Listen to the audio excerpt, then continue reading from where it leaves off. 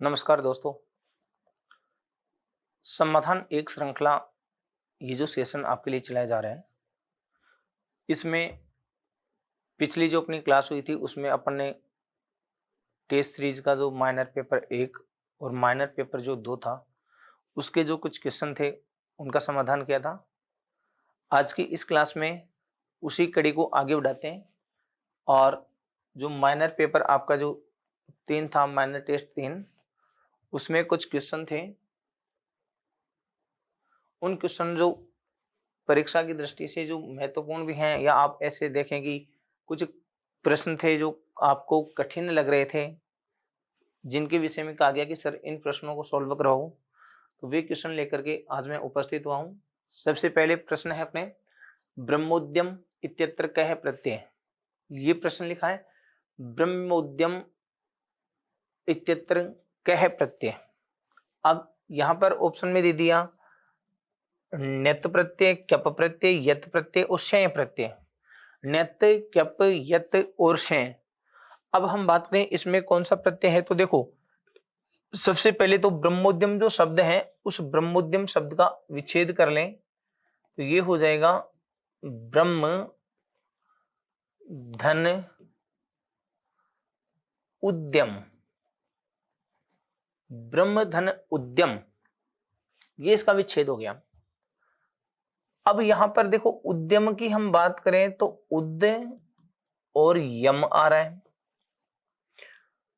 उद plus यम आ रहा है। अब यदि यम हम बात करते हैं तो ये किसी न किसी प्रत्यय का ये रहा है जो नपुंसक लिंग में रखा गया है, यम। अब ये जो है वो कौन कौन से प्रत्यय का रहता है, तो देखिएगा ण्यत प्रत्यय है उसका भी ये रहता है, क्यप प्रत्यय है उसका भी ये रहता है, यत प्रत्यय है उसका भी ये रहता है, और शय प्रत्यय है उसका भी ये रहता है। अब ये जो शय है ना, वो तो कौन सा प्रत्यय है, तद्धित प्रत्यय। इसलिए यहां पर ये धातु के रूप में है तो तद्धित तो नहीं हो सकता। अब बच गए ण्यत, यत, क्यप। अब ये जो उद है ना, इसमें उ जो है वो संप्रसारण किया हुआ है, संप्रसारण किया हुआ है। इसका मतलब धातु कौन सी है, वद। अब वद धातु है, वे का संप्रसारण यदि उ हुआ है तो संप्रसारण का जो कार्य होता है ना, संप्रसारण, संप्रसारण की यदि हम बात करते हैं तो संप्रसारण तो कौन से प्रत्ययों के साथ होता है, कित प्रत्यय के साथ में। संप्रसारण कौन से प्रत्यय के साथ में, कित प्रत्यय के साथ में। और कित का मतलब है जिसमें जो क वर्ण है उसकी कौन सी संज्ञा हुई हो, इत संज्ञा। क की जहां इत संज्ञा होगी वह प्रत्यय कहलाएगा कौन सा, कित प्रत्यय। तो इस आधार पर अपन देखें तो ये जो है वो तो नित हो गया, इसमें क की इत संज्ञा हुई है। इसका मतलब इस प्रत्यय को तो अपन नाम देंगे कौन सा प्रत्यय, अनित प्रत्यय। और ये प्रत्यय हो गया कौन सा, कित प्रत्यय। और यत प्रत्यय जो है उसमें ये की न की कोई से इत संज्ञा नहीं हुई, ते की इत संज्ञा हुई, इसका तो ये तेरे जगह आर्ध धातु प्रत्यय है। अब यहां पर हम बात करें संप्रसारण वाली कित प्रत्यय के कारण हुआ है, तो कित प्रत्यय तो अपने पास कौन सा आया है, क्यप प्रत्यय। इसलिए ब्रह्मोद्यम शब्द की हम बात करें तो यहां जो प्रत्यय होगा वह होगा क्यप प्रत्यय। और क्यप प्रत्यय किस रूप में होता है, देखो क्यप प्रत्यय के लिए अपन ने एक सूत्र पढ़ा था, एति स्तु सास व्री द्री जुस है क्यप। इसका मतलब है इण गतौ धातु में जो एति है तो इण धातु आ गई, स्तु धातु आ गई, एति स्तु, उसके बाद में सास धातु आ गई तो एति स्तु सास, फिर व्री द्री और जुस, इन धातुओं के साथ में जो है ना वो क्यप प्रत्यय होता है। मृजेर विभाषा, मृज धातु के साथ में विकल्प से क्यप होता है। फिर उसके बाद में क्या, रिद उपधा च क्लिपे, रिद उपधा च कलरिपी चरिते है। उपधा में मतलब कलरिप और चरित धातु को छोड़ करके उपधा में कोई री वर्ण आ जाए, ऐसी धातुओं से है वो भी वहां पर क्यप प्रत्यय होता है। लेकिन यहां जो है उसकी हम बात करें तो ये किस रूप में जो है क्यप प्रत्यय हो गया, तो अपन एक बात करते हैं, यहाँ पर देखो संप्रसारण हुआ है तो मूल धातु कौन सी है, वद धातु। तो यहाँ एक सूत्र आता है सुपी वदह सुपी क्यपच, जो सूत्र है अपने यहाँ पर। सबसे पहले धातु की हम बात करते हैं तो वदह, वदह सुपी, वदह सुपी क्यपच।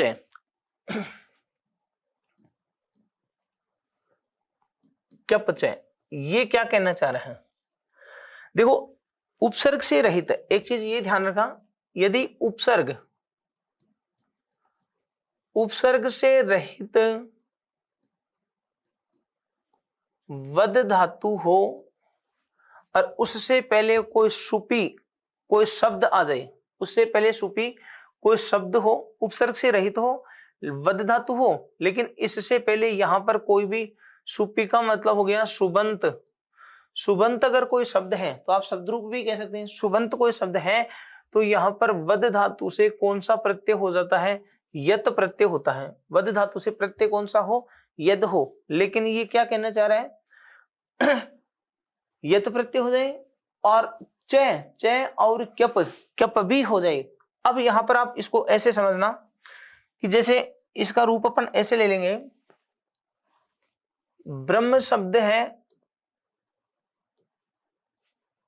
उपपद आ गया और वद धातु है तो उससे प्रत्यय हो जाएगा कौन सा? यत प्रत्यय।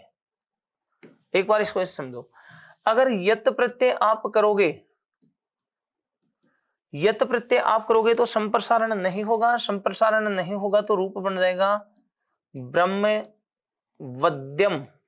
ब्रह्म वद्यम ऐसे बनेगा, तब तो आप कौन सा बताएंगे? यत प्रत्यय। लेकिन वही ब्रह्म तो उपपद आ गया, उसके बाद में वद धातु है और उसके बाद में प्रत्यय आ गया कौन सा? क्यप। क्यप प्रत्यय भी तो कर सकते हैं ना। जैसे ही क्यप प्रत्यय करोगे तो वह जो है उसका संप्रसारण करके अपने पास हो गया उद, और प्रत्यय का शेष क्या रह गया? ये। और इधर शब्द लिखा हुआ है कौन सा? ब्रह्म। अब यहाँ पर आद गुणे से गुण संधि कर दो, ब्रह्म का ए और उद का उ मिल करके गुण संधि हो जाएगी, रूप बन जाएगा ब्रह्मोद्यम। ब्रह्मोद्यम। अब ब्रह्मोद्यम क्यों? ये ब्रह्मोद्य बना है, भाव अर्थ में नपुंसक लिंग में करेंगे ब्रह्मोद्यम। इस आधार पर आप ये ध्यान रखें, यहां जो ब्रह्मोद्यम, ब्रह्मोद्यम जो शब्द दिया है उस ब्रह्मोद्यम शब्द में कौन सा प्रत्यय हो गया? क्यप प्रत्यय। अगर यहां पर ब्रह्मोद्यम की जगह ब्रह्मवद्यम होता तो आप यहां पर प्रत्यय करते कौन सा? यत प्रत्यय। इसका मतलब यत और कौन सा कह सकते हैं? अण्यत। इस आधार पर यहां पर ये जो है अपन को उत्तर ढूंढना है। ठीक है, उसके बाद आगे चलते हैं।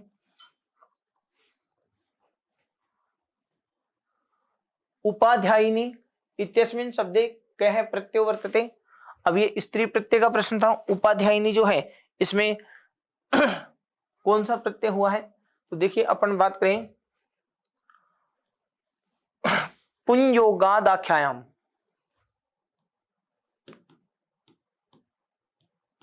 पुंयोगादाख्यायाम, ये ऐसा कहना चाह रहे हैं कि तस्य पत्नी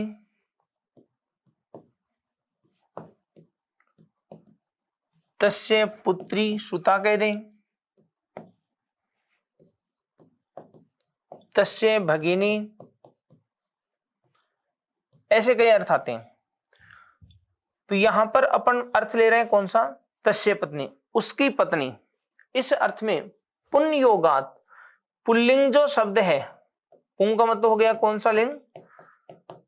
पुल्लिंग शब्द जो है उस पुल्लिंग शब्द से तस्य पत्नी इस अर्थ में यदि हम कोई प्रत्यय जोड़ते हैं, तस्य पत्नी इस अर्थ में यदि कोई प्रत्यय जोड़ते हो तो यहां पर जो है पुल्लिंग से स्त्रीत्व की विवक्षा में,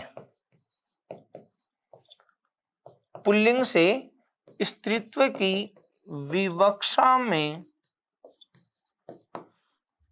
प्रत्यय जोड़ा जाता है कौन सा? ङीस प्रत्यय। कौन सा प्रत्यय जोड़ा जाएगा? यहां पर ङीस प्रत्यय जोड़ा जाएगा। अब यदि ङीस प्रत्यय करेंगे तो अब यहां पर एक चीज और, मातुल उपाध्याय आदि जो शब्द है ना, मातुल हो गया, उपाध्याय हो गया, इन शब्दों से तो मातुल उपाध्यायोर अनुग्वा, मातुल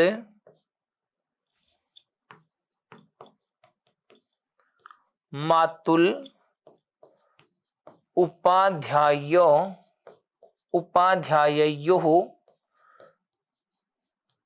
अनुग्वा, ये एक, इस नियम से आप क्या करेंगे? दो शब्द हैं, एक तो शब्द आ गया कौन सा? मातुल, और एक शब्द आ गया उपाध्याय। इन शब्दों से तस्य पत्नी उस अर्थ में प्रत्यय तो जोड़ देंगे, कौन सा, नीस प्रत्यय। लेकिन ये क्या कहना चाह रहे हैं, इन दोनों शब्दों के साथ वा विकल्प से आनुक, आनुक, आनुक जो है हम बात कर रहे हैं, आनुक, आनुक का आगम भी हो जाएगा। और जैसे ही आनुक का आगम करेंगे तो मातुल शब्द है उससे नीस प्रत्यय जोड़ दीजिएगा, रूप बन जाएगा मातुली। और विकल्प से आनुक का प्रयोग करेंगे तो मातुलानी। इस तरीके से इसी प्रकार उपाध्याय, उपाध्याय शब्द से नीस प्रत्यय जोड़ो तो रूप बनेगा उपाध्यायी। या विकल्प से आनुक का आगम करेंगे तो उपाध्यायिनी, उपाध्यायिनी। इस तरीके से यहां पर जो है रूप बन जाएगा। अब अपने पास शब्द था उपाध्यायानी, माफ कीजिए उपाध्यायानी, उपाध्यायानी, मातुलानी, उपाध्यायानी। अब यहां पर प्रश्न ये था उपाध्यायानी, इसमें आनुक तक आगम हुआ है ना, तो इसमें प्रत्यय कौन सा है, तो पुंजोगात से यहां पर प्रत्यय कौन सा जुड़ जाएगा, नीस प्रत्यय। तो आंसर हो गया कौन सा, 3 नंबर। तो यहाँ पर प्रत्यय कौन सा होगा भाई, नीस प्रत्यय होगा। ठीक है। उसके बाद अगला प्रश्न, गार्गी इत्यनेन केन नीप स्यात्, गार्गी यहाँ पर कौन से सूत्र से नीप प्रत्यय हुआ है, तो यहाँ पर एक जो गार्गी शब्द है ना उसमें गर्ग शब्द आता है, गर्ग शब्द, और उस गर्ग शब्द से एक प्रत्यय जुड़ता है यय प्रत्यय, ये तद्धित प्रत्यय है, ये की इत संज्ञा होगी तो ये प्रत्यय है, तो रूप बनेगा कौन सा, गार्ग्य। ये शब्द बन गया गार्ग्य। अब गार्ग्य शब्द में प्रत्यय कौन सा है, यही है। अब इससे हम स्त्रीत्व की विवक्षा में प्रत्यय जोड़ेंगे कौन सा, नीप प्रत्यय। अब जैसे ही नीप प्रत्यय जोड़ेंगे तो इस गार्ग्य शब्द में जो ये है, इस ये का भी क्या हो जाएगा, लोप होगा, और लोप होगा तो रूप ये हटा दो तो रूप बच गया क्या, गार्ग, और फिर नीप का जोड़ देंगे इसमें ई, तो रूप बन गया कौन सा, गार्गी। अब यहाँ पर ये देखो एक चीज इसको आपको समझने से था कि गार्ग्य शब्द में नीप प्रत्यय जोड़ते हैं तो गार्ग्य में ऑलरेडी प्रत्यय कौन सा है, यही प्रत्यय है, इसलिए यहाँ पर सूत्र जो हो जाएगा वह हो जाएगा ययश्चय, अर्थात यही प्रत्यांत वाला कोई शब्द है उससे भी नीप प्रत्यय होता है, और यही में जो ये रहता है उसका लोप हो जाता है। इस आधार पर गार्ग्य शब्द से नीप प्रत्यय जोड़ दिया तो शब्द बन गया कौन सा, गार्गी। ठीक है। इस आधार पर अगर के सीधे गर्ग से ही जोड़ दें, गर्ग से नीप जोड़ेंगे तो फिर ये वृद्धि कैसे होगी, गार्गी, तो आर वृद्धि नहीं हो सकती, इसलिए पहले यही जुड़ा है, फिर ये का ये का लोप हुआ है, और इस आधार पर यहाँ पर सूत्र जो लागू हुआ वह हो गया कौन सा, ययश्चय। इस आधार पर यहाँ आंसर नंबर 2। अधोलिखितो कथनियो संदर्भे समुचितम विकल्पम चुनुत।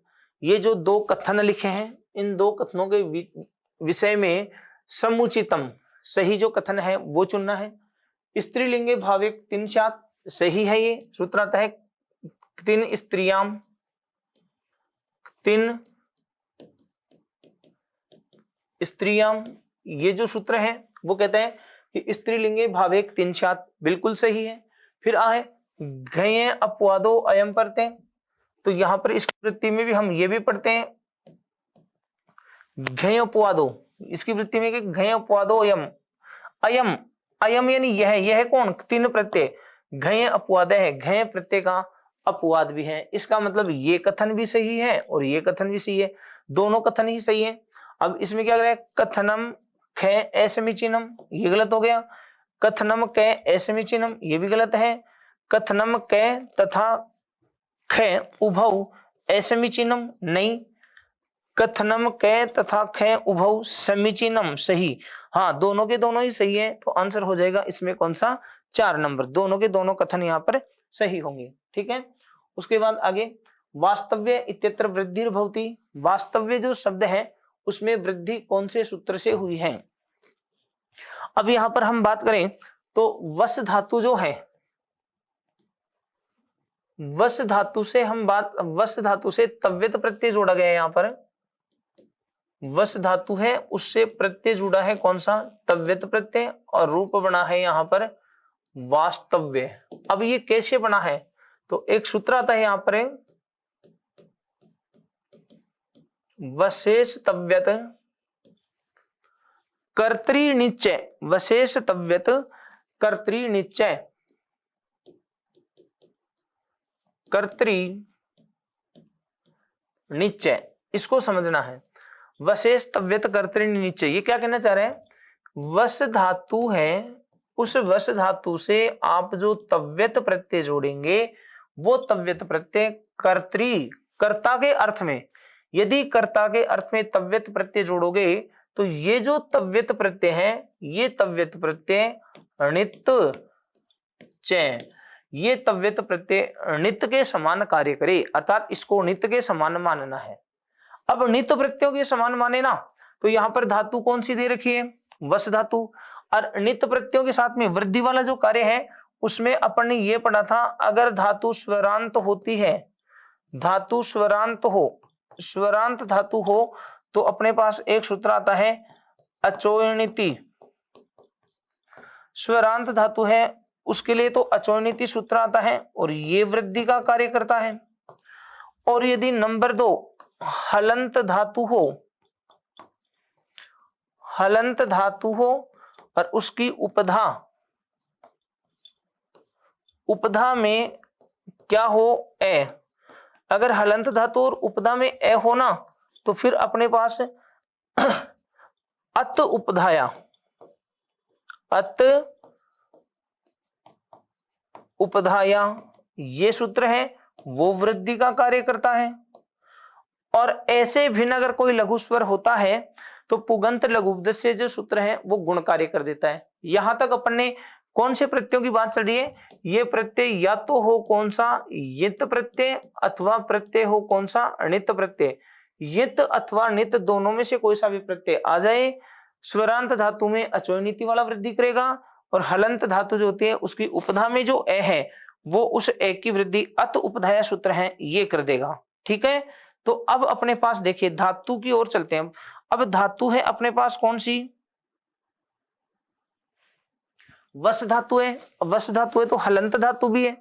अब हलंत धातु है तो इसको नित मान ले, तो हलंत की उपधा में ए है तो अत उपधाया सूत्र है, और अत उपधाया सूत्र है वो वश का क्या कर देगा, वास प्रत्यय का शेष क्या रह जाएगा, तव्य, दोनों को मिलाएंगे तो रूप बन गया वास्तव्य।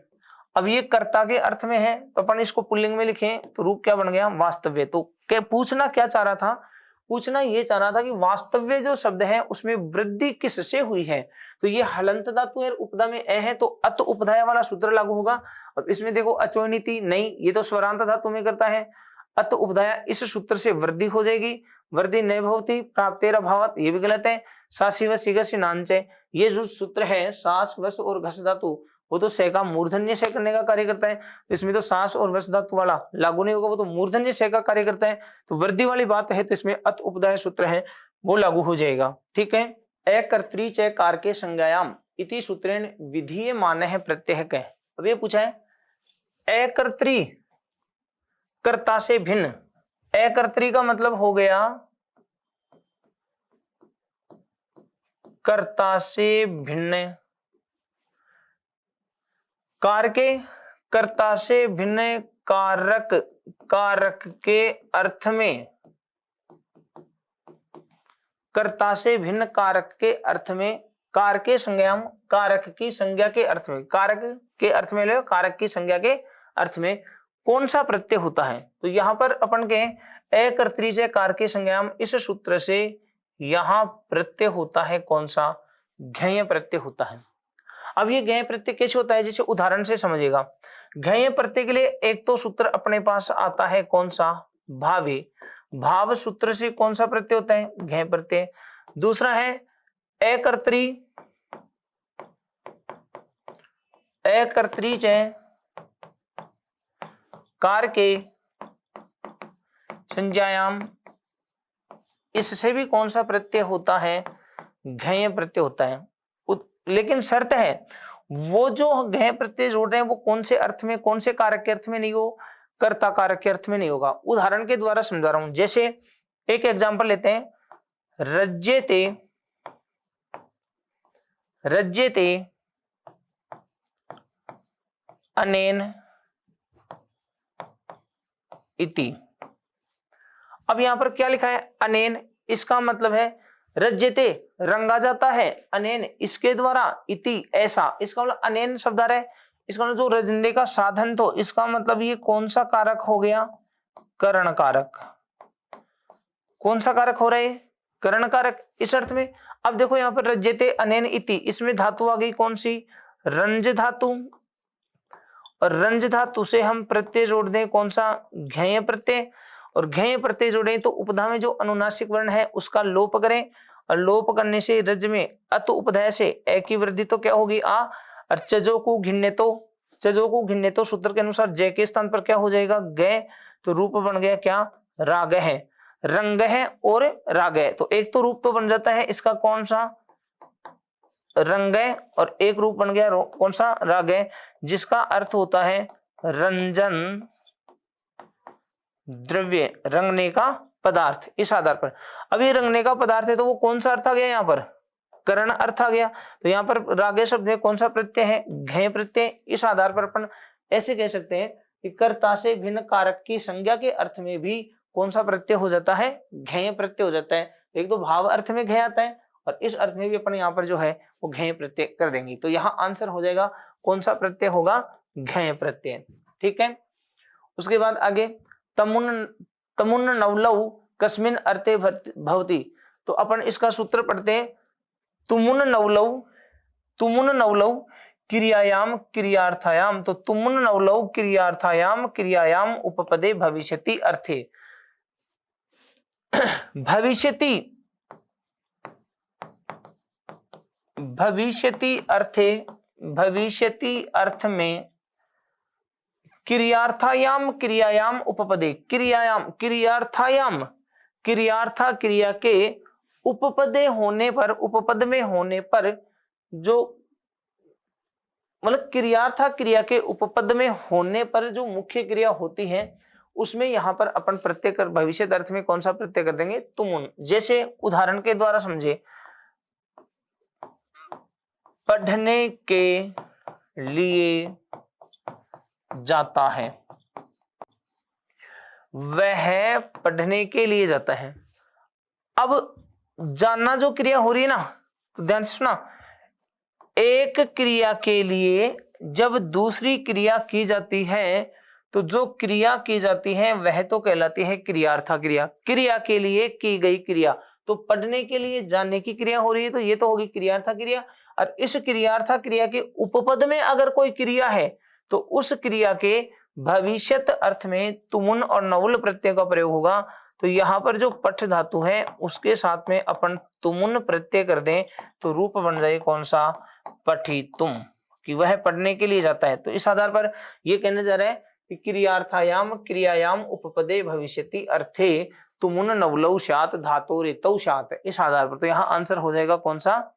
कौन से अर्थ में? देखो, क्रियार्थायाम क्रियायाम उपपदे भूतेर्थे नहीं होगा, भूतकाल अर्थ में नहीं होता है, वर्तमाने वर्तमान अर्थ में भी नहीं होता है, स्वार्थ है स्वयं के अर्थ में, अर्थात जिस प्रत्यय का कोई अर्थ नहीं कहा जाता है, जिस प्रत्यय का कोई भी अर्थ नहीं कहा गया हो वह स्वयं के अर्थ में होता है। तो नहीं भाई, ये तो भविष्यति अर्थ में कहा जाता है, इसलिए ये स्वार्थ है, ये भी नहीं हो सकता। तो आंसर बच गया अपने पास 3 नंबर।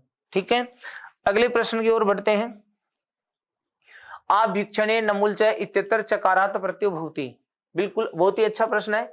यहां पर ये सूत्र दे रहा है आपके आभीक्षणे, इसको ऐसे समझो, यहां पर ये दे रखा है आभीक्षणे नमुल च। अब ये पूछना क्या चाह रहा है, यहां पर ये जो च है इस च से मतलब क्या है?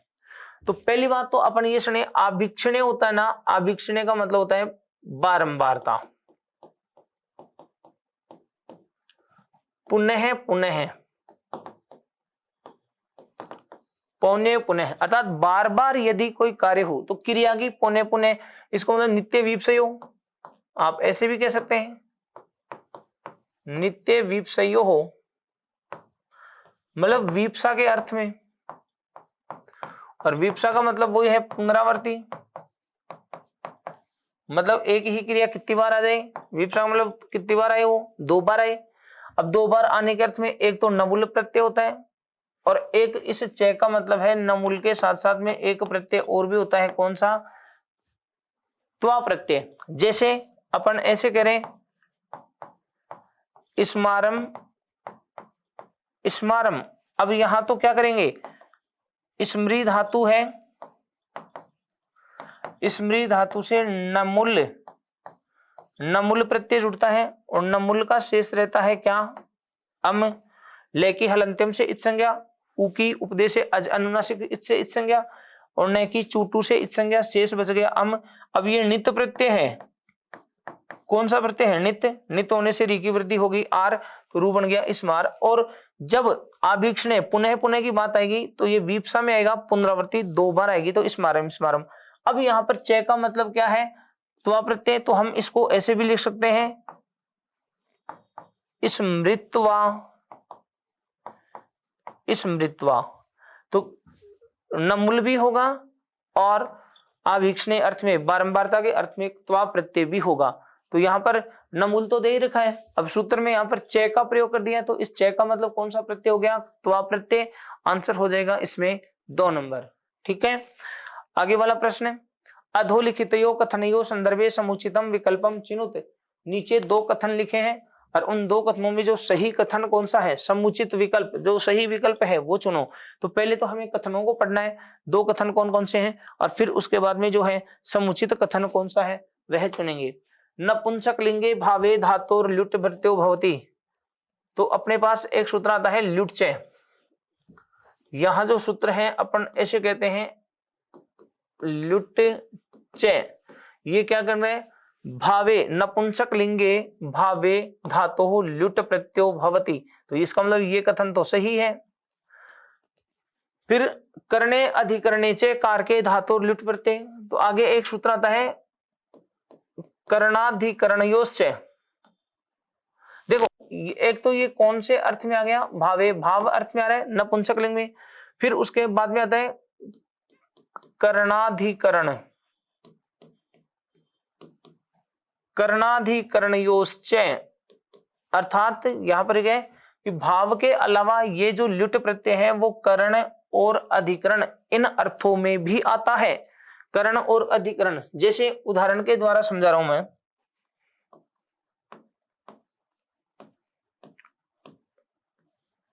उपमीयते अनेन इति। अब यहां पर देखो अनेन का प्रयोग आ रहा है, इसका मतलब ये फिर से कौन से अर्थ में आ गया, करण अर्थ में। तो उपमेयते अनेन में, तो उप तो उपसर्ग आ गई, मा धातु है और उससे प्रत्यय जुड़ जाएगा कौन सा, ल्युट प्रत्यय, और रूप बन जाएगा उपमान।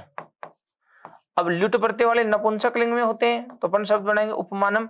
तो उपमानम, उपमान किसे कहते हैं, उपमेयते अनेन इति उपमान, अर्थात इससे उपमा दी जाती है वो उपमान हो गया। तो यहाँ पर ये कौन से अर्थ में आ गया, करण अर्थ में। ठीक है, दुयंते गावः, दुयंते गावः अस्याम इति, दुयंते गावः अस्याम इति। अब यहां पर देखो अस्याम में कौन सा शब्द आ रहा है, स्त्रीलिंग का सप्तमी है ना, इसका मतलब ये कौन सा अर्थ हो गया, अधिकरण।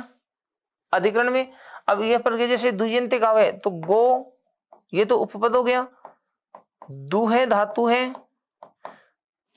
माफ कीजिएगा, दुहे दुहे धातु है और ल्युट प्रत्यय है। अब दुहे धातु से ल्युट प्रत्यय करेंगे तो दोहन, और इधर उपपद पहले से कौन सा, गो। अब यहां से स्त्रीत्व की विवक्षा में, स्त्रीत्व की विवक्षा में तित होने के कारण नीप प्रत्यय जोड़ दो, रूप बन जाएगा गो दोहनी, गो दोहनी। तो गोदोहनी तो स्त्रीलिंग शब्द बना दिया ना, मूल तो गोदोहन बनाना। अब गोदोहन में कौन सा प्रत्यय है, ल्युट प्रत्यय, और ये कौन से अर्थ में है, अस्याम अर्थ निकाला, अस्याम तो स्त्रीलिंग कर दिया इसलिए नी प्रत्यय बनाना पड़ेगा स्त्री। तो यहाँ पर कौन सा अर्थ में आ गया, अधिकरण अर्थ में। अब ये ऐसे कहना चाह रहे हैं कि एक तो भाव अर्थ में नपुंसक लिंग में होगा तो ये कथन सही हो गया। दूसरा करण और अधिकरण में भी एक प्रत्यय होता है, क्योंकि करणे अधिकरणे च कारके धातु ल्युट स्यात्, तो ये सही है। इसका मतलब यहाँ पर दोनों के दोनों कथन आप कहेंगे सही कथन है। अब ऑप्शन कथनम खे असमीचीनम गलत, कथनम कै असमीचीनम गलत, कथनम कै तथा कथनम खे उभौ असमीचीनम दोनों ही गलत है, नहीं। कथनम कै तथा कथनम खे उभौ समीचीनम, कथन कै और कथन कै दोनों सही है, बिल्कुल दोनों सही है। तो आंसर हो जाएगा यहाँ पर कौन सा, 4 नंबर। ठीक है, आगे वाले प्रश्न की ओर बढ़ते हैं। स्त्री प्रत्यानाम विषये यद समुचितम तद विकल्पम चिन्नुत, यहाँ पर इस शब्द को पढ़ना है, क्या लिखना है, क्या लिखा हुआ है, यद समुचितम, यत धने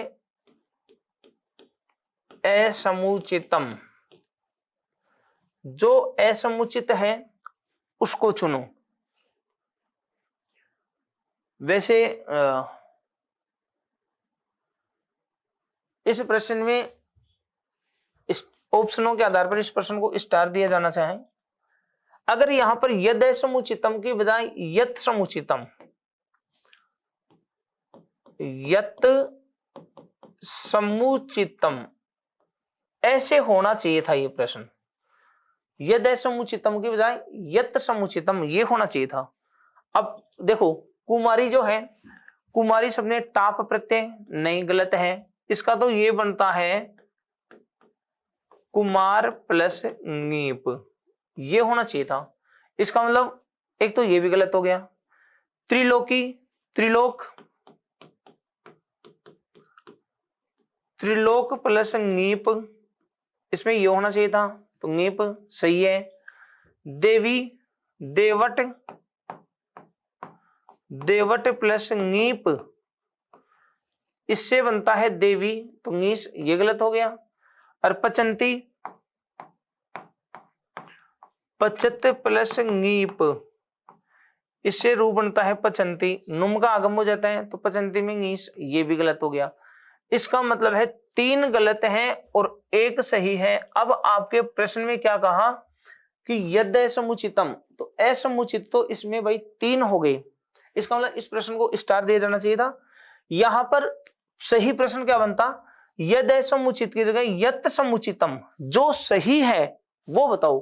तो सही तो फिर कौन सा है, सही तो केवल एक ही सही है, बाकी सारे इसमें गलत हैं। तो इस प्रश्न में जो पेपर में आपको ये प्रश्न डाला तो इसमें ये टाइपिंग मिस्टेक यद समुचित करके यत समुचितम होना चाहिए था, तब जाकर के इस प्रश्न को डिलीट कर दिया है। इसमें आप यद समुचित करके यत समुचितम पढ़ेंगे तो यत समुचितम के अकॉर्डिंग जो है आंसर इसमें 2 नंबर हो सकता है।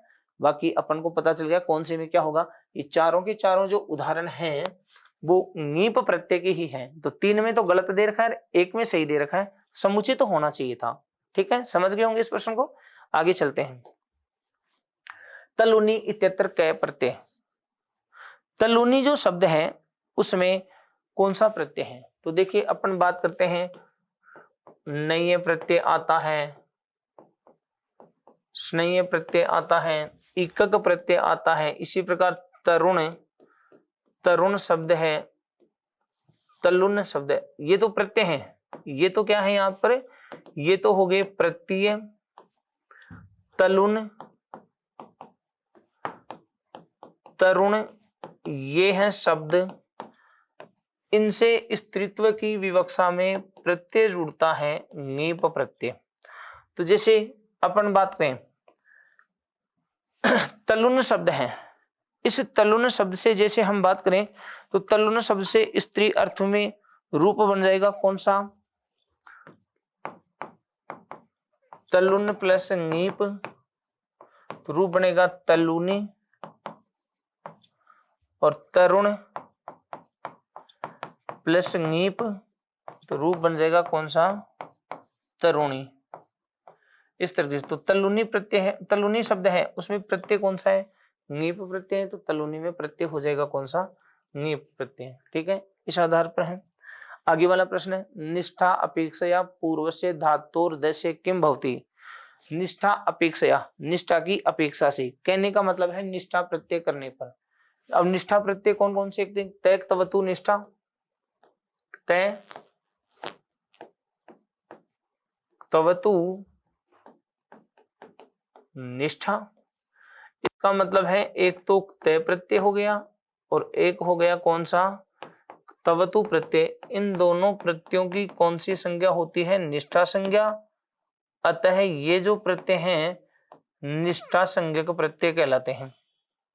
अब प्रश्न क्या कहना चाह रहे हैं, निष्ठा अपेक्षया अर्थात निष्ठा प्रत्यय करने पर, तय और तवतु प्रत्यय करने पर पूर्वस्य धातोः दस्य, धातु के पूर्वस्य दस्य पूर्व दय का किम भवति क्या होता है। तो यहां पर अपन ने एक सूत्र पढ़ा था, रदाभ्याम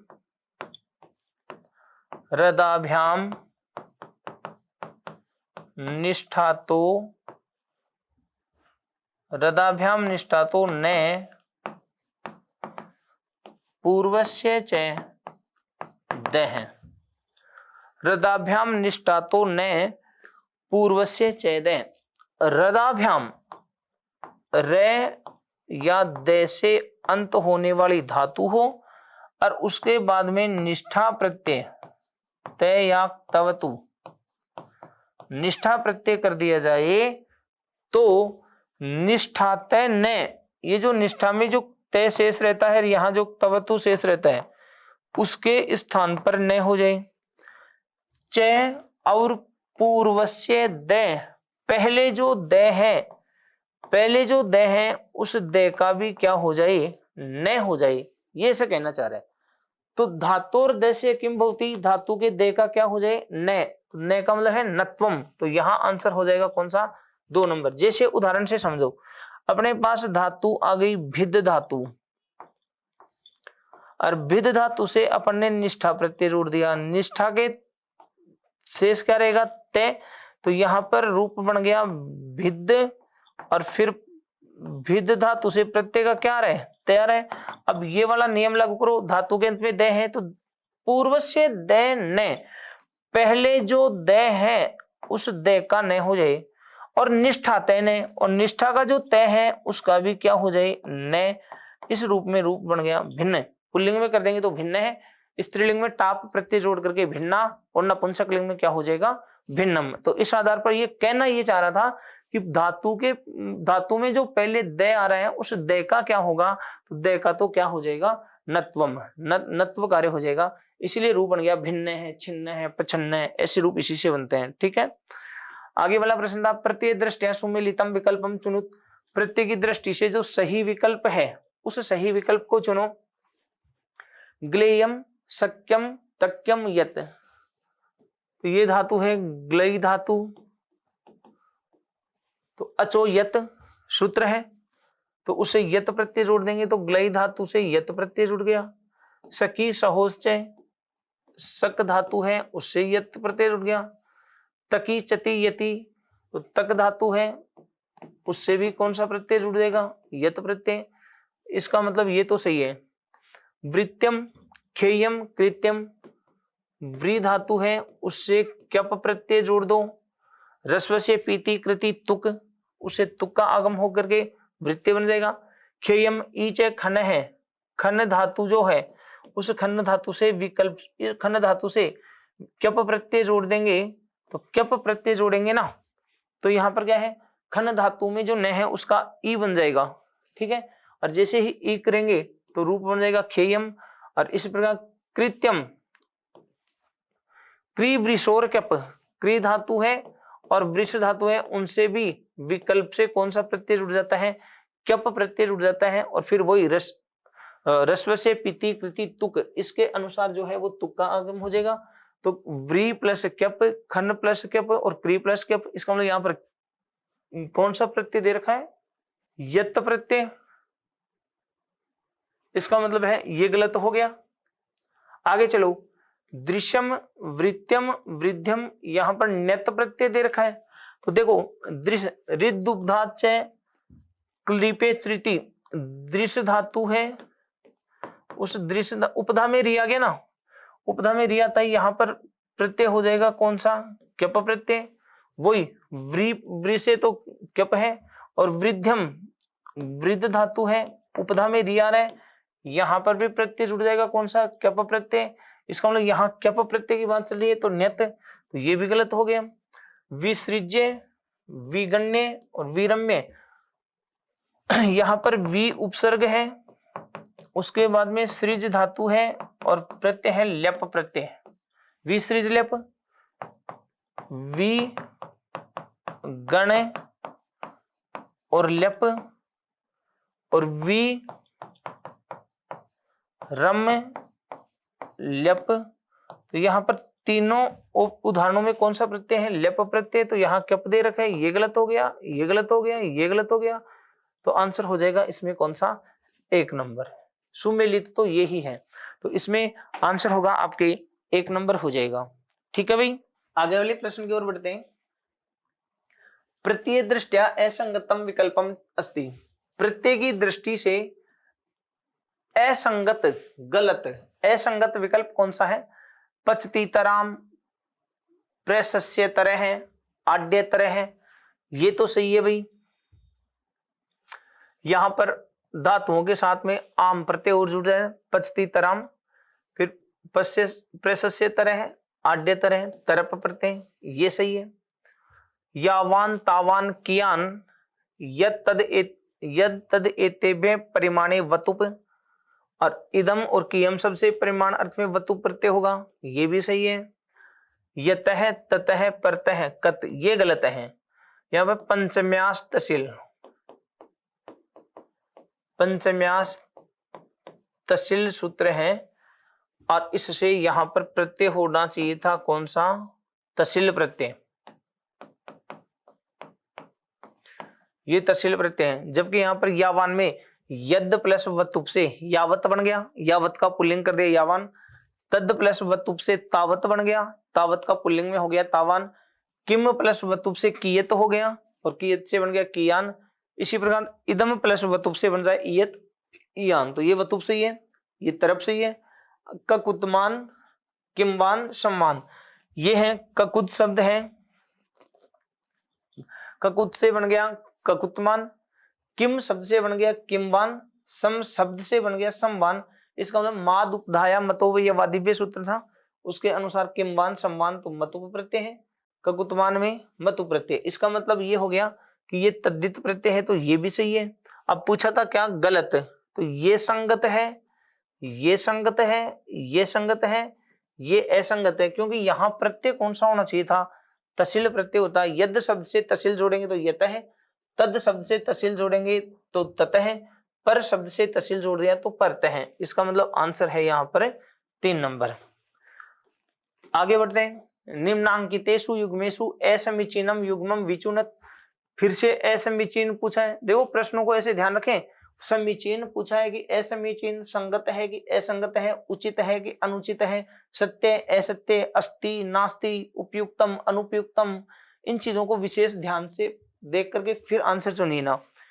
ठीक है, निम्नांकितेषु, निम्नांकित में निम्नांकितेषु युग्मेषु, नीचे लिखे युग में से असमीचीनम युग्मम विचुनुत, जो असमीचीन है अर्थात जो गलत है, सही नहीं है, उसको चुनो।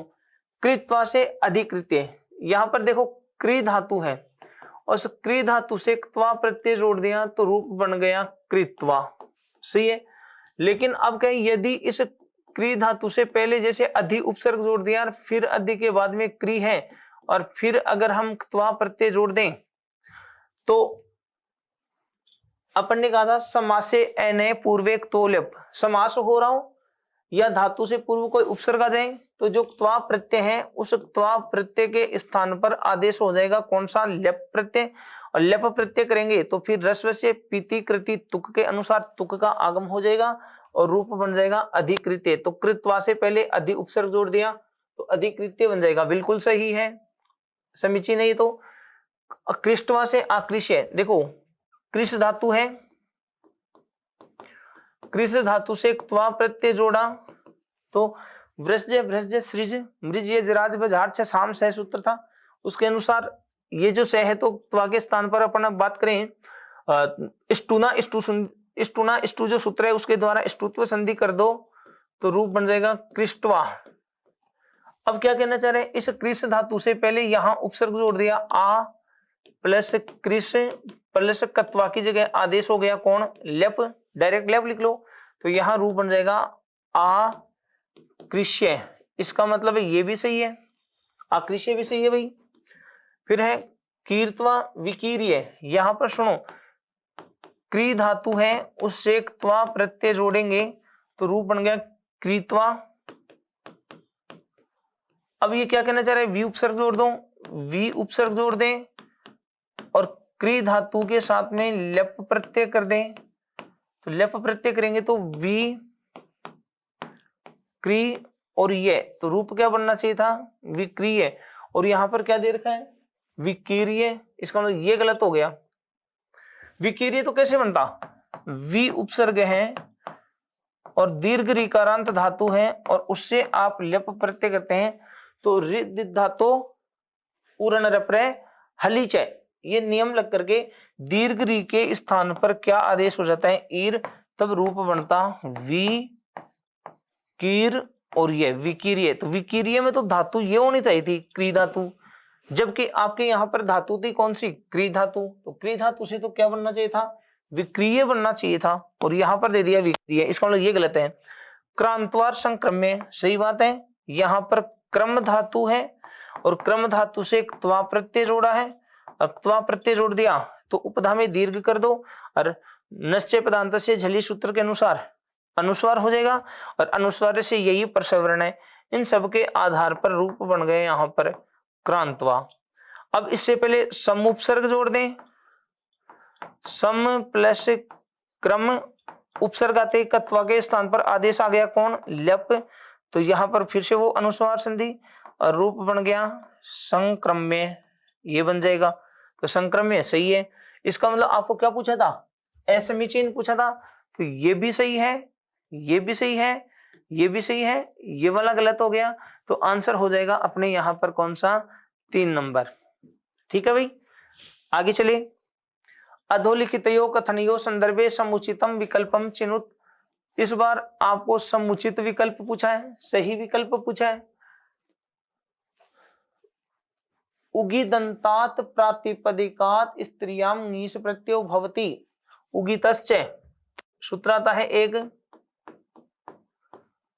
उगितश्च, और इस उगितश्च सूत्र के अनुसार प्रत्यय होता है कौन सा, नीप प्रत्यय। इसने दे दिया क्या, नीस प्रत्यय। सिद्धबे गोरादिभ्यश्च स्त्रियाम नीस प्रत्यय।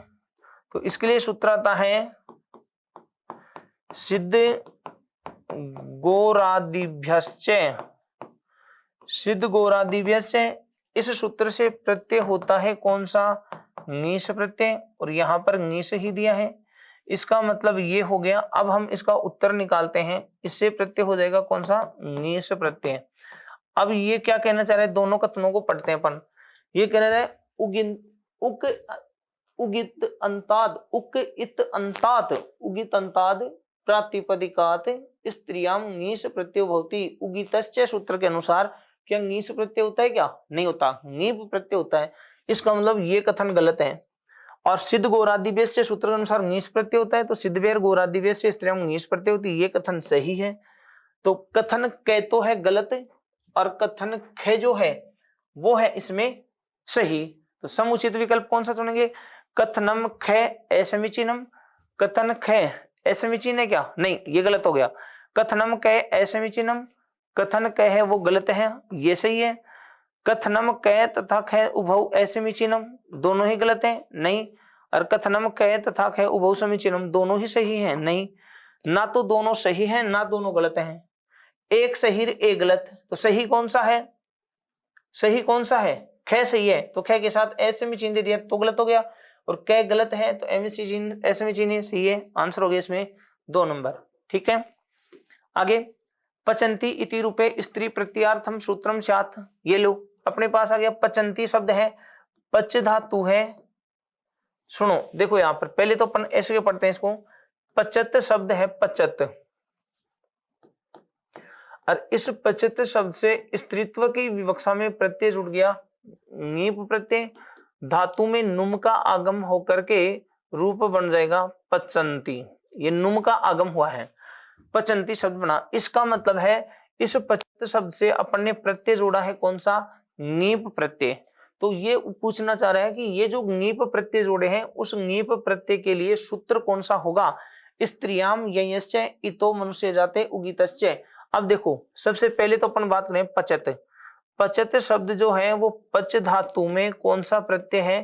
क्षत्रिय प्रत्यय। क्षत्रिय प्रत्यय का शेष क्या रहता है? अत। इसका मतलब इसमें जो री है ना, री, यहाँ पर क्षत्रिय में जो आप री की बात करें, इस री की कौन सी संज्ञा हुई है? इत संज्ञा। तो बताओ री जो है वो, इसके लिए सूत्र हो गया उगीतश्च। अब ये क्या कहना चाह रहे हैं? उक वर्ण जो है ना, उक वर्ण जो है उसकी इत संज्ञा होनी चाहिए। तो उक में कौन सा आता है? उक में उ, री, ली, उ, री, ली, ये हो जाएंगे ना। इन तीनों वर्णों को मिलाकर के कौन सा प्रत्याहार कहते हैं अपन? उक प्रत्याहार। उक की इत संज्ञा। तो यहाँ पर देखो री की इत संज्ञा हुई है ना, इसका मतलब उगित वाला सूत्र लागू हो गया। तो उगितश्च के अनुसार, क्योंकि ये उगित शब्द है, पच धातु में क्षत्रिय प्रत्यय जोड़ेंगे तो री की इत संज्ञा होने से ये कौन सा शब्द बन गया? उगित शब्द बन गया। और उगित शब्द से स्त्रीत्व की विवक्षा में नीप प्रत्यय करने वाला सूत्र होता है उगितश्च। तो यहाँ पर हो जाएगा आंसर कौन सा? 4 नंबर। ठीक है। द्विवचन विभज्योपपदे कौ प्रत्यय स्तः। सीधा सा सूत्र पढ़ते हैं। द्विवचन विभज्योपपदे तरब येषु नौ। यही सूत्र है, अपन ने पढ़ा है। द्विवचन विभज्य उपपदे, द्विवचन विभज्योपपदे तरबीयसु नौ, तरबीयसु नौ। और अतिसायने, अतिसायने तमविष्ठनौ। अतिशय अर्थ में कौन से आते हैं? तमप और इष्टन। तो यहाँ पर द्विवचन विभज्योपदे तरबीयसु नौ, तो आंसर हो जाएगा अपने कौन सा? तरबीयसु नौ। ये तैक्तवतु निष्ठा भूतार्थ वृत्ति धातु निष्ठा साथ मतुप और वतुप की जो बात करते हैं तो तद अस्य अस्ति अस्मिन इति मतुप और यद तद एतेभ्य परिमाणे वतुप, इस आधार में आते हैं। तो यहाँ पर दो का जब विभाजन किया जाता है तो ऐसी कंडीशन में प्रत्यय कौन सा आएगा? तरब और येसुन। तो आंसर होगा 1 नंबर। अधोलिखितयो कथनयो संदर्भे समुचितम विकल्पम चिनुत। सही विकल्प को चुनिए। तद अस्य संजातम इत्यर्थे प्रथमांतेभ्य तारकादिभ्य तद्दित संज्ञो इतच प्रत्ययो भवति। तद अस्य संजातम बिल्कुल सही है। तद अस्य संजातम वह इसमें हुआ, वह इसका हुआ, इस अर्थ में प्रथमांत तारक आदि शब्दों से तद्दित संज्ञक इतच प्रत्यय होता है। जैसे तारका संजाता अस्य, जैसे अपन कहें तारका संजाता अस्य, तो यहां पर शब्द तद अस्य संजाता है, इस अर्थ में तारक शब्द है उससे इतच प्रत्यय जुड़ जाएगा, रूप बन जाएगा तारकित है, तारकित है। इसका मतलब इतच प्रत्यय सही है ये। तो तत्परिमाणम अस्य इत्यर्थे परिमाणे वर्तमानेभ्य प्रथमांतेभ्य यत् तद एतेभ्य तद्दित संज्ञो वतुप प्रत्ययो भवति। अब एक तत्परिमाणम अस्य, वह परिमाण है इसका, इस अर्थ में वर्तमानेभ्य प्रथमांतेभ्य, वर्तमान प्रथमांतों से युक्त वतुप प्रत्यय यत् तद एतेभ्य तद्दित संज्ञो वतुप प्रत्यय यत् तद एतेभ्य। तो अपन एक सूत्र पढ़ते हैं, यत् तद एतेभ्य यत् तद एतेभ्य परिमाणे वतुप। यत् और तद एतद जो शब्द हैं उनसे परिमाण अर्थ में वतुप प्रत्यय होता है। तो ये क्या कहना चाह रहे? यद तद एतेभ्य तद्धित संज्ञा वतुप प्रत्यय कौन से अर्थ में? परिमाण अर्थ में। इसका मतलब ये कथन भी सही है और ये भी सही है, दोनों के दोनों सही कथन है। अब आपके विकल्प चुनना है। कथनम कै असमीचीनम गलत, कथनम कै असमीचीनम गलत, कथनम कै ख उभौ असमीचीनम गलत, कथनम कै ख उभौ समीचीनम सही। दोनों ही के दोनों कथन क्या है? सही है। आगे प्रणत्य इतत्र प्रकृति प्रत्यय स्तव। तो देखिए हम बात करते हैं प्र उपसर्ग पूर्वक नम धातु है उससे त्वा के स्थान पर ल्यप आदेश कर दें तो एक तो रूप हो जाएगा रे के कारण न का न हो जाएगा, रूप बन जाएगा प्रणम्य। एक रूप तो ये बन जाएगा इसका, ठीक है। अब दूसरा अर्थ क्या है? ये जो ल्यप प्रत्यय है वो किसकी जगह? कत्वा का आदेश है ना। अगर कत्वा का आदेश है तो इस प्रत्यय को भी आप कौन सा प्रत्यय मान सकते हैं? कित प्रत्यय। कत्वा की जगह आदेश है तो कित प्रत्यय माने। कित प्रत्यय माने तो अनुनासिक वर्ण जो है उसमें ये जो नम जो है उसमें जो मैं है उस मैं का क्या हो जाए? लोप हो जाए विकल्प से। अब विकल्प से लोप कर देंगे तो प्र न, फिर अठे यहां जो प्रत्यय है वो क्या हो जाएगा? ये। अब ये रस्व स्वर है तो रस्व से पीति कृति तुक, तुक का आगम होगा तो रूप क्या बन जाएगा? प्र न का कर दो न, तुक का कर दो आगम और हो गया ये, तो रूप बन गया प्रणत्य। तो एक तो रूप बन गया कौन सा? प्रणम्य। और इसका दूसरा जो रूप है वह बन जाएगा कौन सा? प्रणत्य। अब बताओ प्र नम ल्यप से प्रणत्य में कौन सा प्रत्यय है? ल्यप प्रत्यय। अब अपने पास धातु जो थी वो कौन सी धातु थी? नम धातु थी। तो प्रणय ल्यप नहीं, अण्यत नहीं है, प्रणम ल्यप और प्रणम त्यक, त्यक नहीं है, तो इसका हो गया प्रणम ल्यप। तो दो रूप बनेंगे प्रणम्य और प्रणत्य। प्रणत्य कब बनेगा? जब अनुनासिक वर्ण में है ना उसका लोप हो जाएगा और फिर रस्व स्वर बच जाएगा तो रस्व से पीति कृति तुक से तुक का आगम हो जाएगा और रूप बन जाएगा प्रणत्य। पावक है इत्यत्र प्रकृति प्रत्यय विद्यते। प्रकृति प्रत्यय बताओ सही है। देखो पावक जो शब्द है, अब इसमें सुनना, पावक है तो पौ धन अक है, ये तो संधि विच्छेद है इसका, संधि विच्छेद, ये तो इसका क्या है? संधि विच्छेद है। और संधि विच्छेद में यहां संधि कौन सी है? अयादि संधि। लेकिन आपको पूछा क्या है? प्रकृति प्रत्यय पूछा है। अब जो पौ प्लस अकह करके आए हैं वो गलत है। क्यों? क्योंकि आपको संधि थोड़ी पूछी थी यहाँ तो प्रकृति प्रत्यय का मतलब धातु और प्रत्यय कौन सा है वो पूछा है। तो एक धातु है आपके पास पूर्ण धातु, पूर्ण धातु है और पूर्ण धातु से प्रत्यय जुड़ा हुआ है कौन सा? नवुल प्रत्यय। पूर्ण का शेष क्या रहेगा? पू रहेगा। अब अचोयनीति सूत्र है, अचोयनीति सूत्र के अनुसार इस उ की वृद्धि हो जाएगी कौन सी? औ।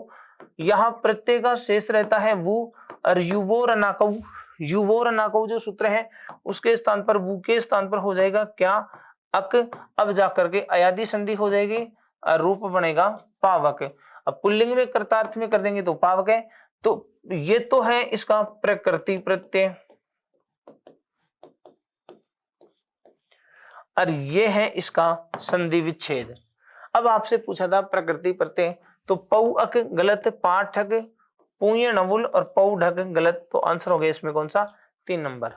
ठीक है, चलो आगे वाले प्रश्न की ओर बढ़ते हैं।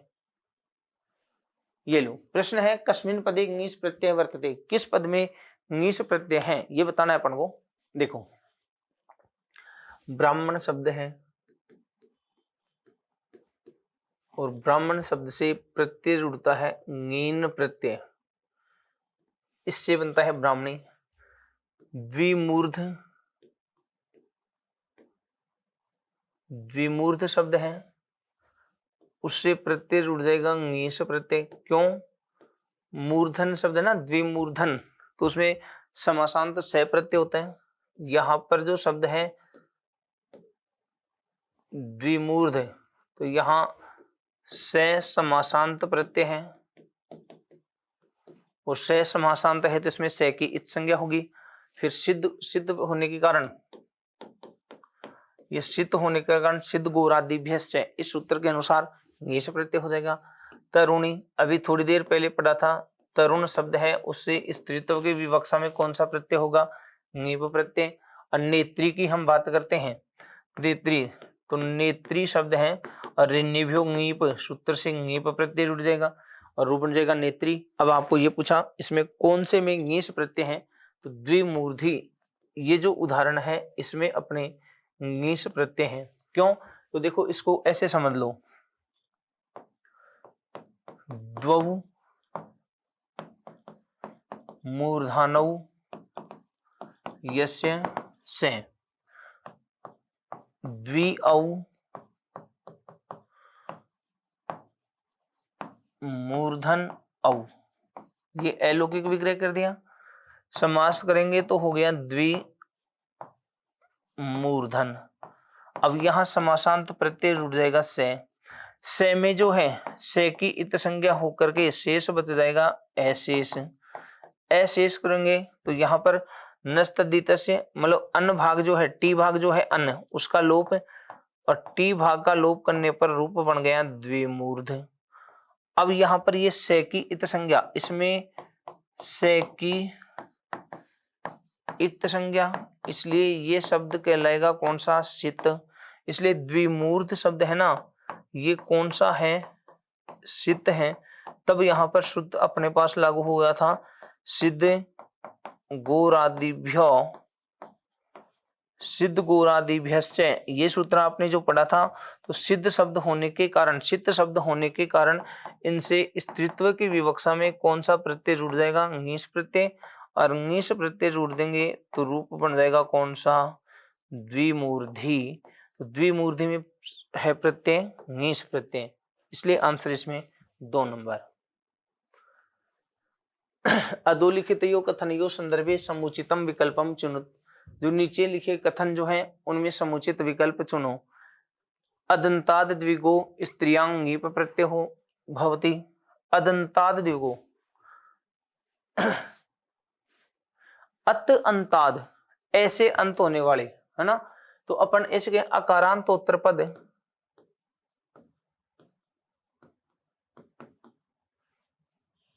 एक सूत्र है द्विगोह,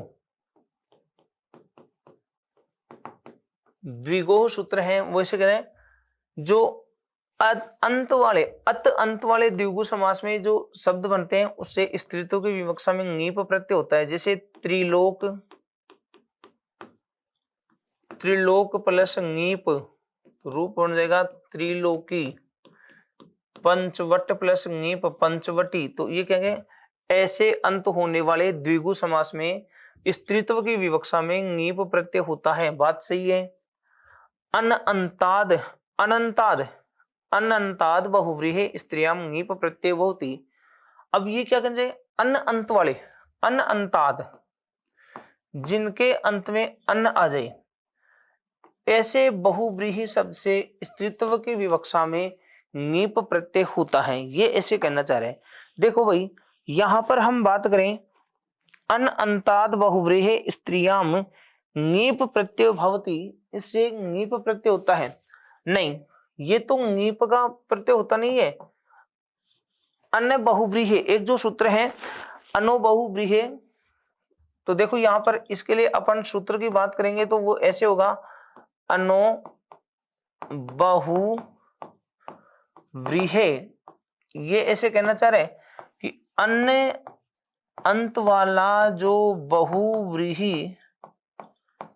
बहुव्रीहि समास है, उस बहुव्रीहि समास में ङीप प्रत्यय का निषेध, ङीप प्रत्यय का निषेध होता है।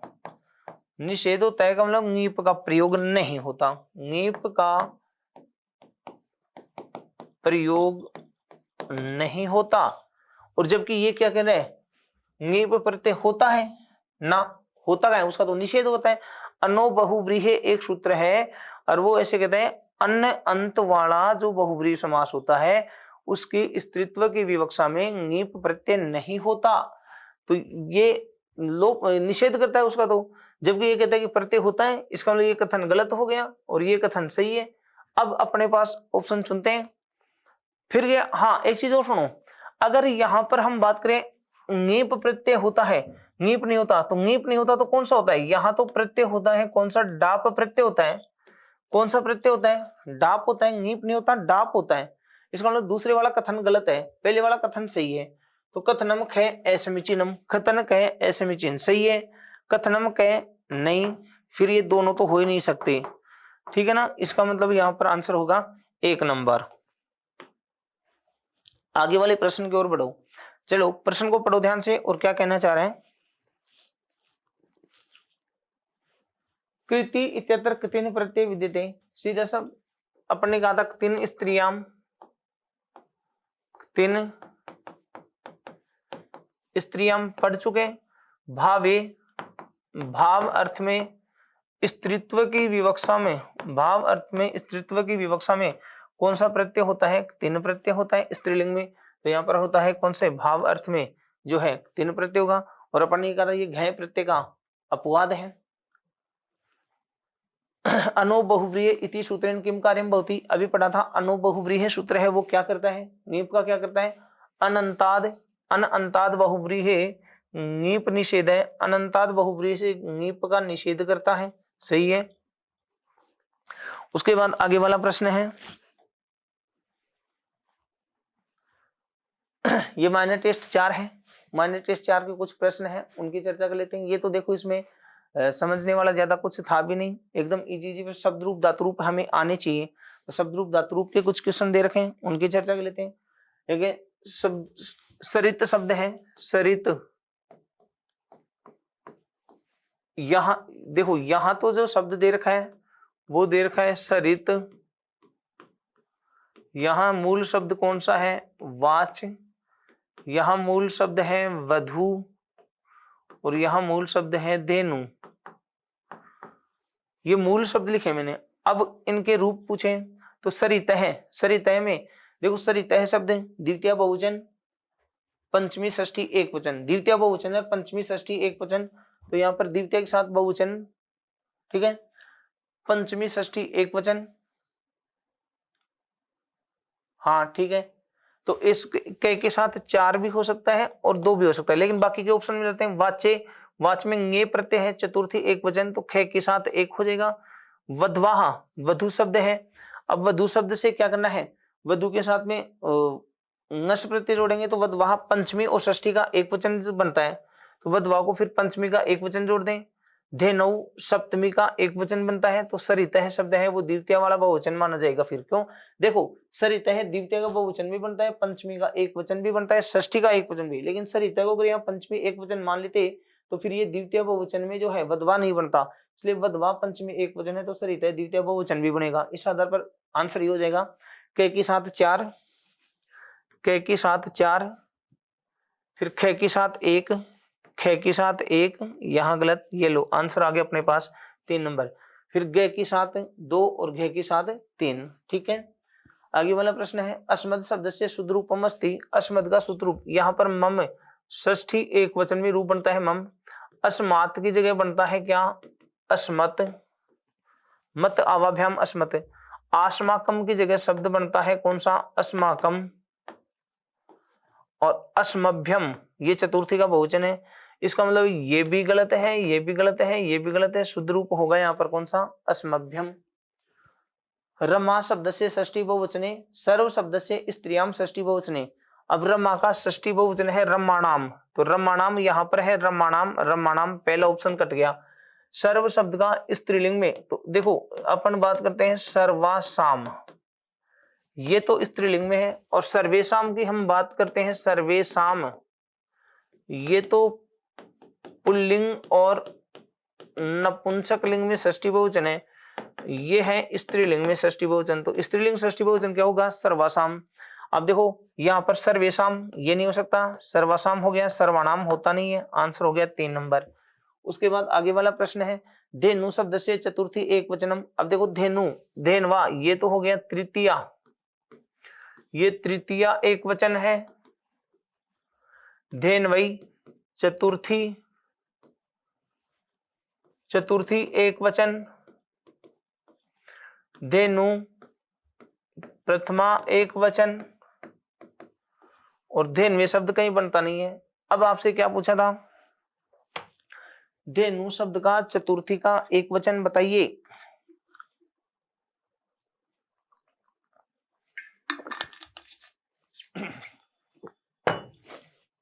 चतुर्थी एक वचन क्या है, धेनवई।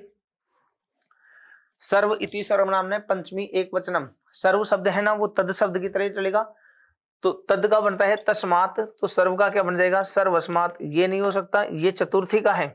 सर्वात गलत है, ये चतुर्थी है।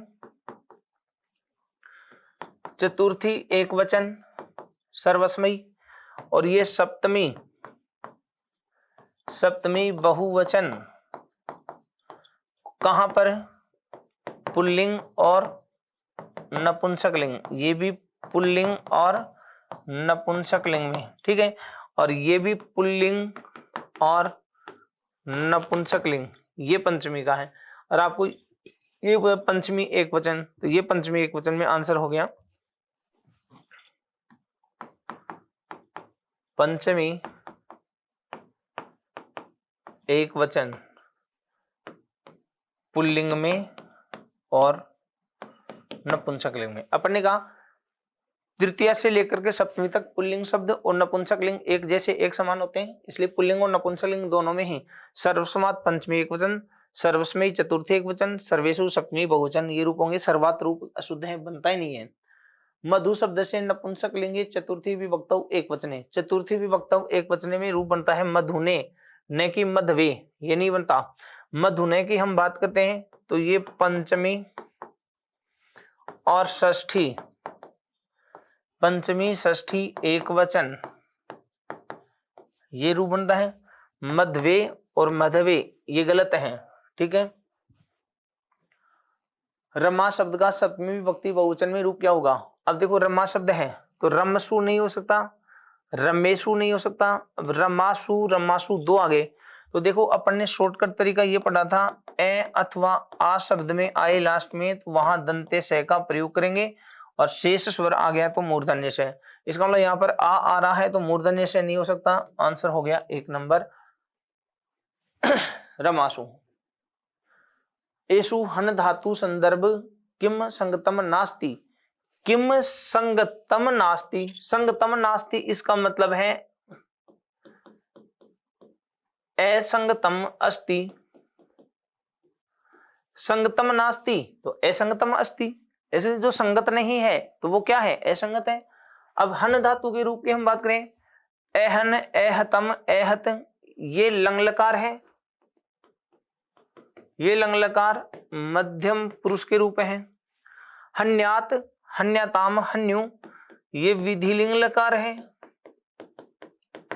और विधिलिंग लकार का प्रथम पुरुष रूप है। हंति हतः घनंती, ये लट लकार है, प्रथम पुरुष है उसके रूप है।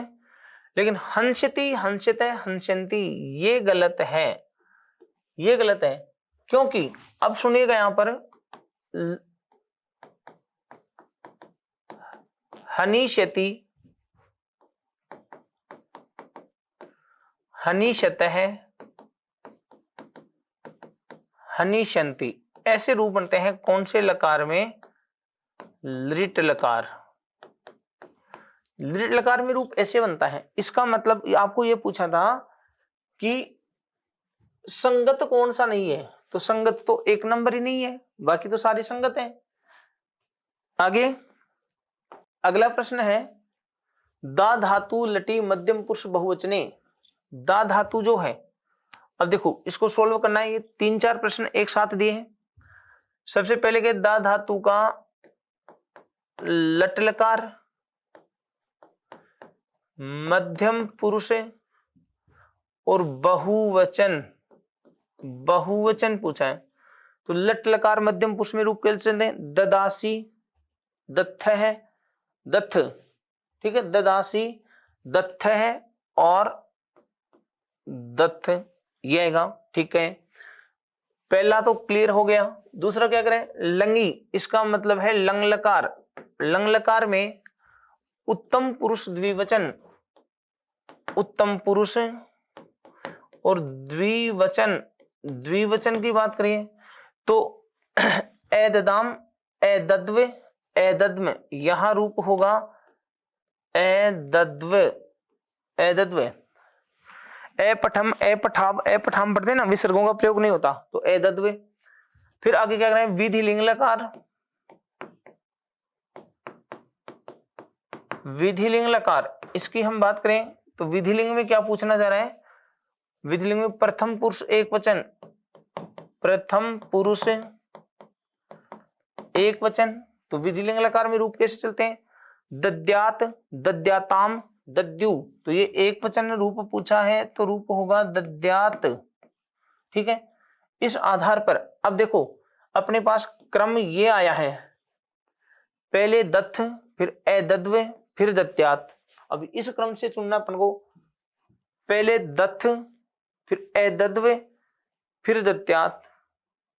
दत्थ एदद्व विसर्ग आ गया, यहां विसर्ग दे दिया, यहां विसर्ग आ गया, ये गलत हो गए, ये गलत हो गया, ये तो गलत है, तीनों ही गलत है। इसका मतलब सही कौन सा है, एक नंबर आंसर इसमें हो जाएगा। ठीक है भाई, ये दा धातु के रूप दे रखे थे। उसके बाद आगे एलभामहि रूपम कुत्र भवति। अब देखो सीधी सी बात है, पहली बात तो ये एलभामहि, इसका मतलब धातु से पहले ए का प्रयोग हो रहा है, और आपको पता ही है धातु से पहले ए का प्रयोग होता है, इसका मतलब लंग लकार होता है।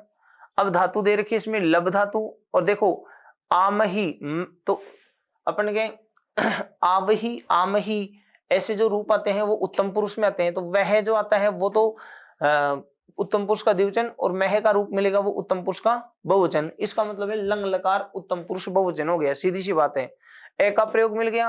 अब देखो आप आत्मने पद जो प्रत्यय पढ़ते हैं ना, तिंग प्रत्यय, तय आताम झ, थास आथाम ध्वम, इट वही महिंग, तो वही मही ये आ रहे तो उत्तम पुरुष में आ रहे हैं ना, इसका मतलब वह और मह वाला जो रूप आ रहा है वो उत्तम पुरुष में आएगा। वह आया तो उत्तम पुरुष का द्विवचन, और मह आ गया तो उत्तम पुरुष का बहुवचन, धातु से पहले ए है तो लंग लकार, तो इसका रूप क्या हो गया, लंग लकार उत्तम पुरुष बहुवचन। अब देखो लब धातु से ये लंग लकारे उत्तम पुरुष बहुवचने, लब धातु आ गई, विधि लिंग लकार हो ही नहीं सकता, लब धातु के साथ लोट लकार नहीं होगा, लब धातु के साथ लट लकार नहीं होगा, तो बच गया कौन सा, लंग लकार। आंसर हो गया इसमें एक नंबर। असंगतम विकल्पम चिनुत, असंगत विकल्प को चुनिए। प्रच्छ धातु लिटि उत्तम पुरुष एक वचने, प्रच्छ धातु का ये क्या पूछा है, असंगत पूछा है ना, तो प्रच्छ धातु है उसका लट लकार, लिट लकार उत्तम पुरुष एक वचन, प्रक्षा में उत्तम पुरुष एक वचन, ये गलत है। ठीक है, यहां होना चाहिए प्रक्ष्यामि। ठीक है, दृश्य धातु लंग लकार मध्यम पुरुष एक वचन, अदृश्य, ये भी गलत है, ये होना चाहिए अपश्यः।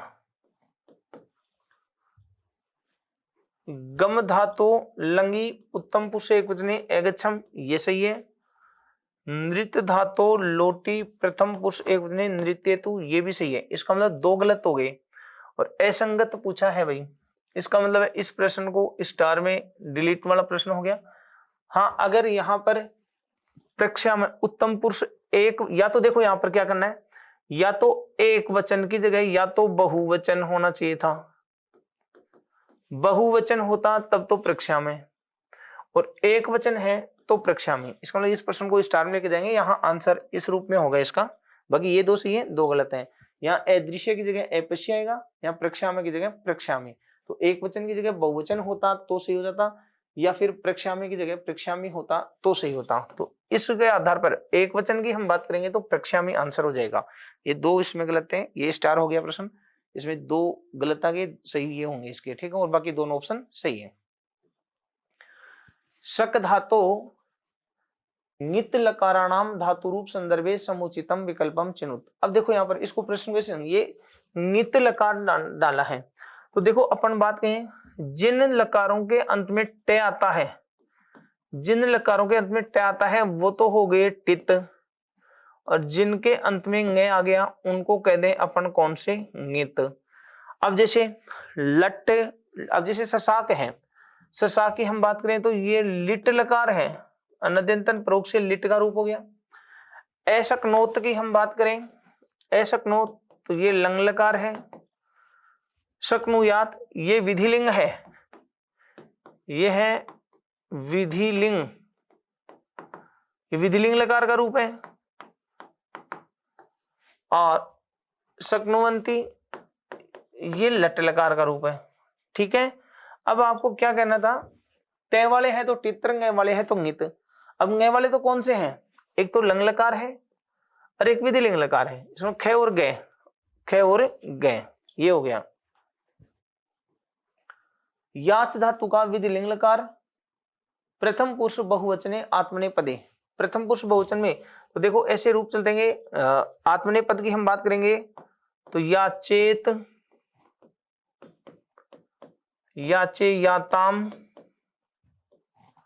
याचेरन, सेवेत, सेवे, याताम, सेवेरन। तो वैसे ही हो गए यहाँ पर कौन सा, याचेरन, प्रथम पुरुष का बहुवचन। तो प्रथम पुरुष बहुवचन कौन सा हो गया, याचेरन। अस धातु विधिलिंग लकार मध्यम पुरुष एक वचन से रूप, बहुत ही अच्छा प्रश्न है। अस धातु का विधिलिंग लकार प्रथम पुरुष एक वचन पूछा है, तो देखो ये तो लट लकार में आता है, ये लोट लकार में हो गया, ये लंग लकार में हो गया और ये विधिलिंग लकार में हो गया। और आपको पूछा था विधिलिंग लकार मध्यम पुरुष एक वचन, तो हो गया श्याह। आगे धातु रूपम अस्ति, इनमें से धातु रूप कौन सा है। अब देखो ये तो है मूल धातु, ये गम की जगह ये गम का गच्छ आदेश है, धातु रूप तो ये भी नहीं है। पिब पा धातु है, लोट लकार मध्यम पुरुष का एक वचन है और ये भी मूल धातु है। अब आपसे पूछा क्या था, धातु का रूप पूछा था, धातु रूप कौन सा है, तो ये मूल धातु है, ये आदेश है, ये लोट लकार मध्यम पुरुष एक वचन का रूप है। इसका मतलब धातु रूप तो इसमें कौन सा हो गया, पिब हो गया। असंगतम विकल्पम चुनुत, ये शिक्षण विधियों वाले कुछ क्वेश्चन है, उनमें से पूछा है कि असंगत विकल्प को चुनिए, गलत कौन सा है। तो देखो अनुवाद के 3 प्रकार होते हैं, ठीक है। अब अनुवाद के यदि हम 3 प्रकारों की हम बात करें तो सबसे पहले तो आता है अक्षर से है अनुवाद। अक्षर से अनुवाद कहते हैं मक्षिका स्थानीय मक्षिका अनुवाद से इसी प्रक्रिया अक्षर से अनुवाद है, बिल्कुल सही है। अक्षर से अनुवाद का मतलब ये होता है एक भाषा की मूल भाषा मान लो या कोई सी भाषा मान लो, एक भाषा के शब्दों का ज्यों का त्यों समान भाव वाले दूसरी भाषा के शब्दों में हम ट्रांसलेट कर देते हैं, अनुवाद कर देते हैं, उस अनुवाद को कहा जाता है अक्षर से अनुवाद है। जैसे मक्षिका स्थाने मक्षिका, तो ये कथन तो सही है। दूसरा है अनुच्छेद से सारांश से अनुसारेण अन्यस्याम भाषायाम अनुवाद इति प्रक्रिया अनुवादस्य इति प्रक्रिया छाया अनुवाद है, बिल्कुल सही बात है। किसी अनुच्छेद का कोई सारांश है, उस सारांश को दूसरी भाषा में अगर अनुदित कर दिया जाता है तो उसी अनुवाद को छाया अनुवाद कहा जाता है, ये भी सही है। और इसी छाया अनुवाद को भावानुवाद और मर्मानुवाद ये भी इसमें इसको कहा जाता है। मूल भाषाया भावशैल्या उभयोरपि निर्वाह अनुवादस्य इति प्रक्रिया तथ्यानुवाद, ये बात भी बिल्कुल सही है। किसी जो मूल भाषा है उस मूल भाषा की जो भी भाव है, जो भी भाषा शैली है, भाव और भाषा शैली दोनों का निर्वाह करते हुए अनुवाद कर दिया जाता है, वह अनुवाद कहलाता है तथ्यानुवाद। और यही जो तथ्यानुवाद है ये एक सर्वोत्तम प्रकार का सर्वोत्तम अनुवाद जो है वो किसको माना जाता है, तथ्यानुवाद को ही माना जाता है। तो इसका मतलब ये तीसरा कथन भी सत्य है। मर्मानुवाद है, छाया अनुवाद है, वह सर्वोत्तम अनुवाद है, नहीं ये बात गलत आ गई। मर्मानुवाद छाया अनुवाद तो कहलाता है, वहां तक तो ठीक था, लेकिन ये सबसे उत्तम अनुवाद है नहीं। सर्वोत्तम अनुवाद तो कौन सा होता है? तथ्यानुवाद होता है। और प्रश्न ये पूछा था असंगत, तो असंगत तो 4 नंबर है भाई। सबसे उत्तम प्रकार का जो अनुवाद होता है वो तथ्यानुवाद होता है, न कि छायानुवाद। क्लियर? अगला प्रश्न है नाटक शिक्षण विधिषु दोषाणाम आधारेण विधिरयम् श्रेष्ठ इति आद्रियते। नाटक शिक्षण में जो दोष हो रहे हैं उन सभी दोषों के आधार पर सबसे श्रेष्ठ विधि मानी जाती है, वो कौन सी है? तो विधिरयम् श्रेष्ठ है। नाटक शिक्षण की श्रेष्ठ विधि, सर्वोत्तम विधि पूछी है, तो नाटक शिक्षण की सर्वोत्तम विधि तो समवाय विधि होती है। तो आंसर हो गया कौन सा? समवाय विधि। अगला प्रश्न है नाटक शिक्षण से आदर्श नाट्य विधेय अनुसारण अनुसारेण भवति। अब यहाँ पर देखो, यहाँ नाम लिखा है आदर्श नाट्य। तो मैंने आपको शिक्षण विधियों में खूब बार बताया है कि जहां आदर्श नाम आता है वो शिक्षक के द्वारा प्रयोग में लिया जाता है। जैसे आप यहाँ आदर्श लेख शिक्षक के द्वारा, आदर्श वाचन शिक्षक के द्वारा, तो आदर्श नाट्य भी शिक्षक के द्वारा। तो अब ये क्या है? अध्यापक है, अध्यापक वाण्या माध्यमेन, वाणी के माध्यम से एक प्रकारेण अभिनय करोति, एक प्रकार से अभिनय करता है। ये बात सही है, अध्यापक करता है, बिल्कुल सही है। प्रश्न ही अध्यापक है पात्राणाम चरित्र पाठगत भावानाम विचारम विश्लेषणम करोति। नहीं, ये तो व्याख्या में आ जाती है, ये तो व्याख्या विधि में आता है ये कार्य। तो रंगमंचे नाटकम विधि पूर्वक अभिनीत है, ये रंगमंचा अभिनय विधि है।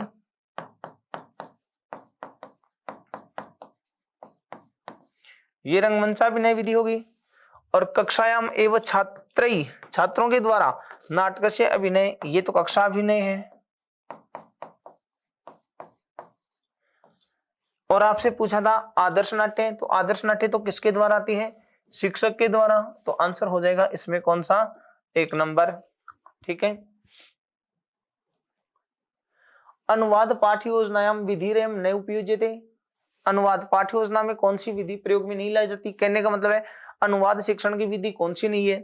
तो देखो, द्विभाषा विधि भी अनुवाद शिक्षण की है, पुस्तक विधि है, तुलना एवं अनुकरण भी है, मातृभाषा भी है, लेकिन शब्दकोश विधि जो है ना वो अनुवाद शिक्षण की नहीं है। वो तो गद्य शिक्षण में जब हम व्याख्या विधि पढ़ते हैं तो वहां कोश विधि का, शब्दकोश विधि का प्रयोग वहां किया जाता है, अनुवाद में नहीं होता। उसके बाद अंतिम प्रश्न की चर्चा करें। रचना शिक्षण से विधि नास्ति। रचना शिक्षण की विधि नहीं है।